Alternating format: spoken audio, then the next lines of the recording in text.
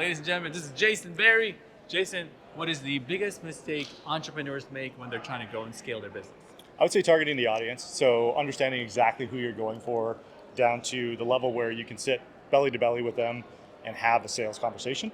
So oftentimes, as entrepreneurs, we want to serve everybody and we want to Agreed. expand things Big passion, further big out, vision. more and more people to help. Right.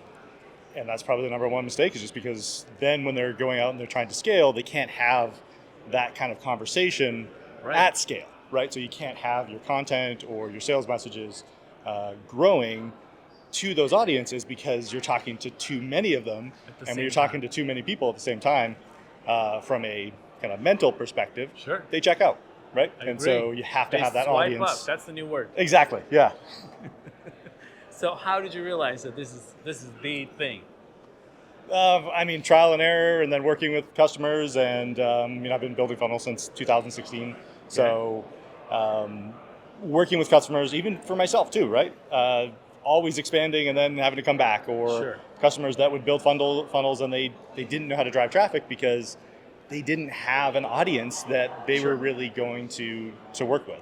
And so no audience to really push forward to or push your message out to, then you can't really convert because you just don't have that. And so, I learned it through trial and error, and then also working with customers and clients over the years in their funnels and seeing what worked and what didn't, and that was always the number one thing.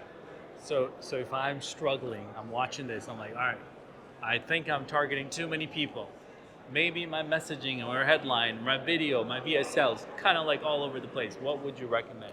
I would recommend going out and finding exactly who you think your best customer is and sitting down with them. Just interviewing them, talking with them, going to lunch. Don't try to sell them anything. Just understand where their mindset is and really use the information that you get to build out your avatar. Meet with 5, 10, 15 people who you think are your ideal customers. And when you do that, you'll start to get insights that you didn't think of, right? And it'll help you to refine exactly who your customer is. And you'll also start to see exactly who your customer isn't, because so many entrepreneurs don't do that. They don't go out and talk to their customers. They don't go out and understand their needs. They just kind of have an idea and say, that's my idea, that's what I'm going to do. The market has to want it, and you have to understand the market. Got it. So if you were to go back in the last 12 months, what would be like one breakthrough you had? You're just like, light, whatever, bulb moment. Whew.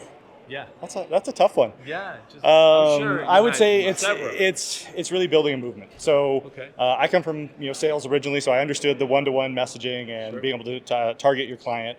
But building a movement is something that I think has been around for a long time. Absolutely. But for me, I just never really understood it to the level where I wanted to do it, and I didn't focus it on my clients and how they're building their businesses.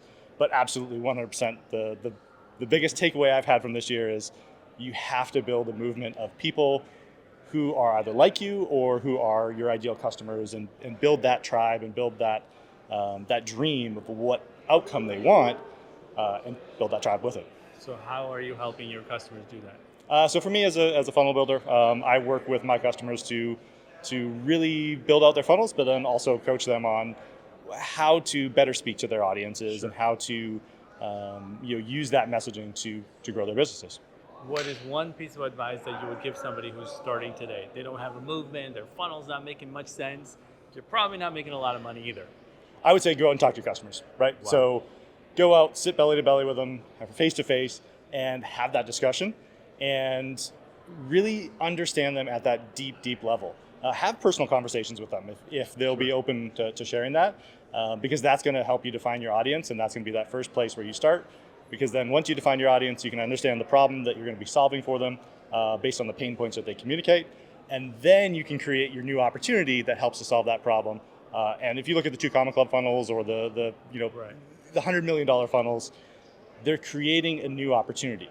But in order to get to a new opportunity, they have to understand their audience and they have to understand the problem first. So where can they find you? I'm at Simple Sales, so simplesales.com. Simple without an E, so SIMPL, and then sales.com. How did you come up with that name? It was a good. It was a good domain name. It was available. So it was. I wanted to simplify sales, and so that was my original messaging. The regular word simple was Right. was taken, and so Obviously. I figured, okay, well, I I'll like make it. a little branding element, really good. but I wanted to play off of Kind of like simplifying funnel sales. hacker with a lot of letters missing. Exactly. Yeah. Thanks, Jason. Awesome. Well, thank you.